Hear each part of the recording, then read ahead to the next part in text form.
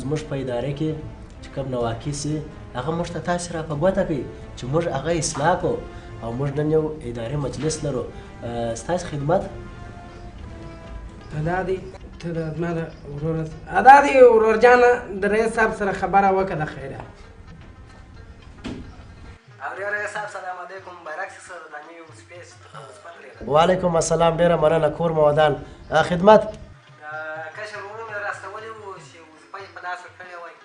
هغه د نورې والستې ته ضرورت شته که یا ته خپله دا کار کولی شې د څه شي بست غواړې وروره د څه شي وایسته نه شوم پوه زما ورور مې راستولی و د ستاسې په دغه کې یو بس حاجت دی په دغه ځای کې کار وروره دا نه دکان دی نه شرکت دی نه وروره تا ته چې وویل شي چې دا ته څنګه خلک یاست رئیس صاحب دا کار ته خپله کولی شې که زه وکیل صاحب ته ووایم چې یو زنګ درته راووایي که یو واګسته درته راواستوي وروره دا دکانداري نه ده او نه دا چوکۍ د خرڅلاو ده چې هر چا ته زنګ ور ووایه چې تر څو یې قانوني مرایل نه یې طی کړي کښېنستی نه شي پر دې چوکۍ باندې بند کړه بد اخلاقه ته زموږ په دغه څه خبره تش ښکنځلم کوې زه به ستا سره ګورم ځه واخه وروره ولاړ شه ګلان جم در سره یوسه ولاړ شه پورته کړه ته وګوره ګلان یو خزان ویلي پورته شه ولاړ شه یو ټاکټر ګلان راخیستې رئیس صاحب فضا کړو ځئ وځه پورته شه والا خبرې مه کوه سلام علیکم رئیس صاحب دا نازوانان هر یو ټاکټر ګلان راخیستې په دغه دې خطا بازي ډېر پام به کوې رئیس صاحب هغه هم پلاستیکي ګلان نه بوی ځي نه شی لکه تابعیان اضافت نه دي مراعات کړی دا پټو دا ګل ورشه ځان سم که بیا راشه ولاړ شه پر سترګو دا ګل بد معلومېږي رئیس صاحب دا به ایسته کړم اوس څنګه شوم رئیس صاحب داسې کښېنمه اوس سم سوله یو نه کې نظافت مراعاتوه سمه ده دا دستکلي مې رئیس صاحب د دې دپاره په داسې کړي چې هر سړی تا ته راځي تلاشکو مې خیرن خلک ستا وروره دوړې پر پرتې وم هغه باندې زه چای راوړم خدای ناخواسته مریض ځینې کې یا بله مریض درته رانیسي نو ستا په فایده کې مې دا په لاس کړي که دا وکاږه دا هم کاږه دا هم وکاږه داسې کاږه مې رئیس صاحب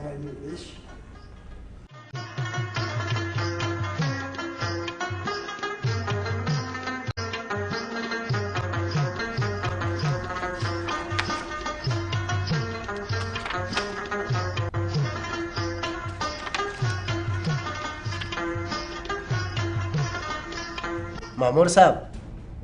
کومه چې ستاسې د تېرو کلو ګزارشونه تاسې څه کار کړی دی په دا 2-3 کالو کې او بل دغه بودیجه چې ده دا ولې بیرته وزارت ته تللې ده کومه چې هغه کسان د مامورینو لایحې د وظایفو چیرې دي رئیس صاحب دا خو زما مسؤلیت نه دی د هر چا چې مسؤلیت دی د هغه څه پوښتنه وکړه دا بودیجه زما کار دی څه کوي رزیلان د 140 څخه دلته یو ناست یاست زه دلته مرلۍ ناست یم ټوله راوغواړه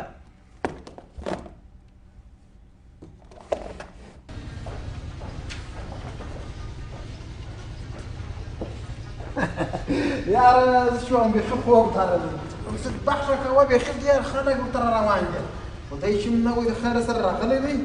وامدارې ولسوالۍ د هر ځای ګرد خلک یې دوستان بوله همدا ګرد داسې وبوله په تکلیف اخته یې لکه ته چې اخته ما نن اوله ورځ چې ته مې ولیدلې بیخي خوشحاله شوم خدای دې خیر درکړي خو داسې وکړه دا رئیس صاحب ته مې ګل راوړی موږ خو آرام خو ناست لرو یو دمه دا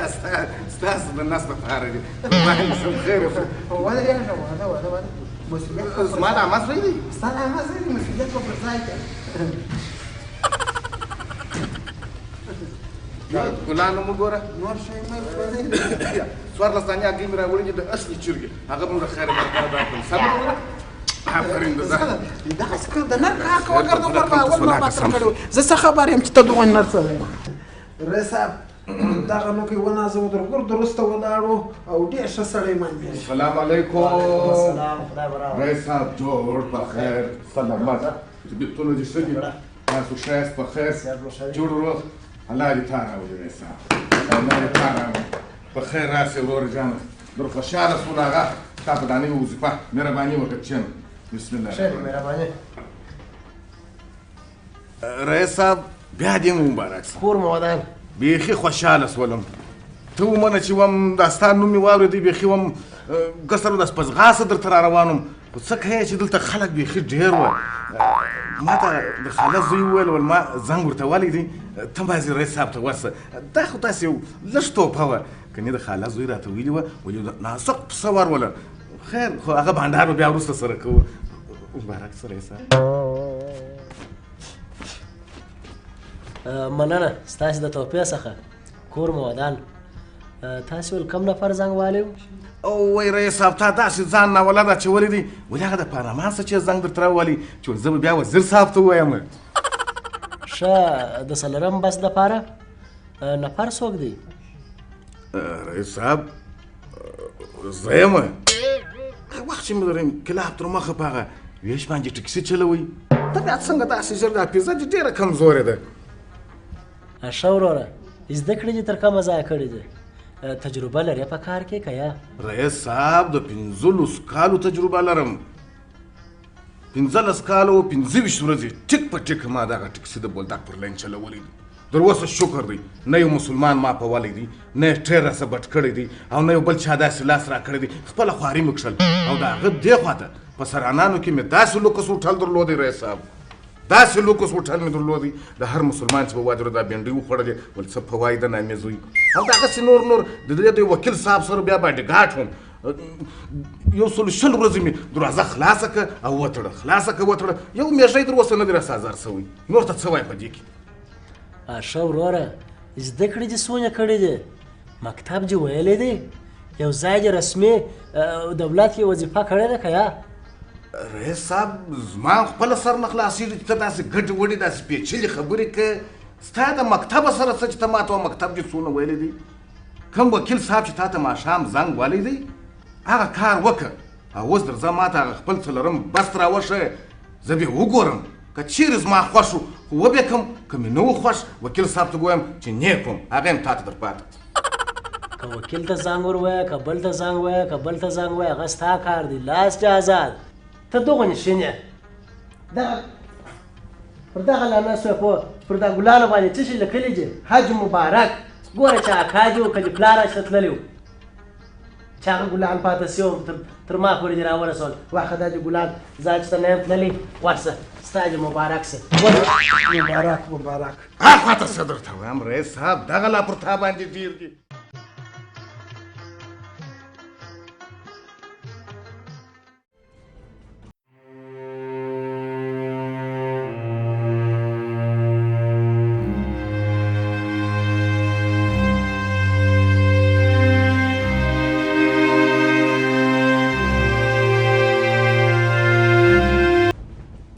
ما تا ته وم چې دا ټوله مامورین خبر که چې وظیفې ته پر وخت راځي نه یې وده نه یې دوی دي. اخر دا به تر څه وخته داسې دلته د خلکو مشکلاتونه دي کارونه یې بند دي دا به څوک ورکوي؟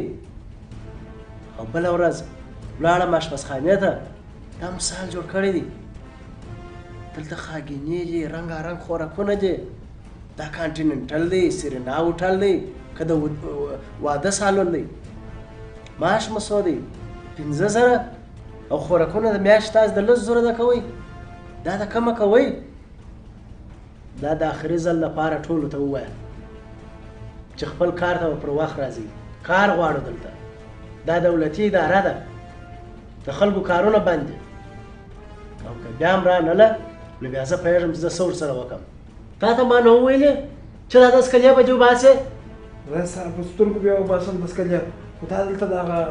مراجعین چې راځي خدای چې تلاش کوم همرنګارنګ مریضیان یې ورسره وي او خدای نخسته دغه چای مای تا ته راوړم. ګوره ته دلته پیاده یې د بنا سره نه یې اخته چې خښتې ورغورځې د نانوای شاګرد نه یې څوک ویلی سي چې ته دې په یو ادارې کې کار کوې دا شیان به دې ایسته کړې ژر تر ژره ژر ورسه هغه اشپزخانه پاک کړه. سترګو صاحب همدا اوس ستړی بس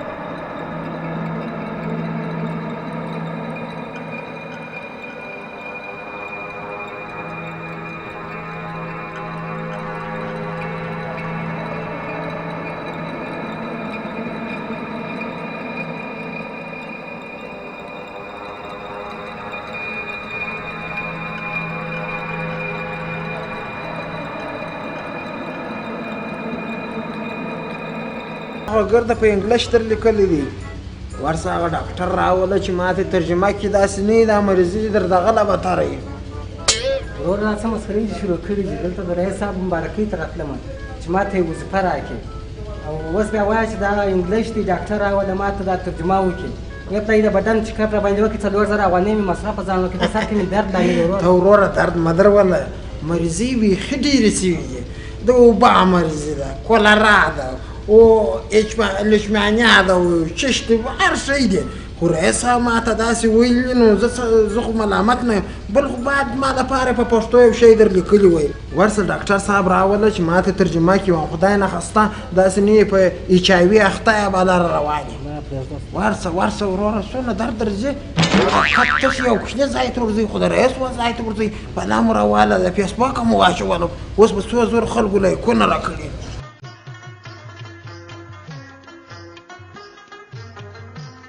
خدای مو راوله په خیر راغلاست وبخښئ یو څو دقیقې مو وخت نیسم کومه ورځ چې دا نوی رئیس معرفي کېدی په تاسو کې ځینې مامورین نه وه راغلي چې د هغه خانې ورقید کړې او هغه ویل که مو چیرې د معاش واخوا یوه افغانۍ هم رشوت اخیستی و نو تاسې به څارنوالۍ ته معرفي کېږئ کومه خوا مو خوښه ده څارنوالۍ ته ځئ او که د دې نوي رئیس مخه نیسئ زما په قول وکئ د دې نوي رئیس مخه ونیسئ که نه زما سره به ټول په څارنوالۍ کې ناست یاست ستا یې کور ودان چې زه دې پر وخت خبر کړم زما ځایي خو داسې نه ده چې هر څوک یې رابندوي زه نه د کاڼي څه پیدا یم او نه د بوټي څه پیدا یم چې دا یو زنګ وم په میاشت خو څه کوې په کال بیا هم څوک پته راڅخه پیدا نه کړې دا خو د مسخرو کار نه دی څه شی زما زیرې بنده کړې ده بل ته یې د رشوت خبره وکړله په ما رشوت بندوي زما یوازې د زوی 15000 د چوټو کېږي 15000 یې د شیدو کېږي چې دا اوس وکیل ته زنګ وومه داسې یې په لږ در وڅرخوم کله نیچن د خدای بندګانو د مېلمنو نیسو مصرف کېږي تاسې راولې د دې سره څه جوړه کړې ده مامور صاحب د یو بلې نوي بدې خبر کړم پرون اشپزخانې ته راغلی و د اشپز سره یو مشوکه جنګ کړی و بیا ویلي ول دا ساګۍ دی څه روب دی څه روشونه پراته دي دلته آینده به دا شی باندې وام که دا مشوکه ورپسه نه کړل په دې پوه سئ چې وناکه موږ تصم د چربۍ خاوندان شو یو بله خبره جالبه دغه وکړل دا نه کال چې نیټل دی او نه ناوټل دی چې پر هر وخت ناشتې روانې اشپزخانې د ګه سره کور پر واچوي او د روبو دبلیان یې ګرده وغورځول مامور صاحب که مخه ونه نیسو په دې پوه سئ چې بادانو ستاسې سره به څه کېږي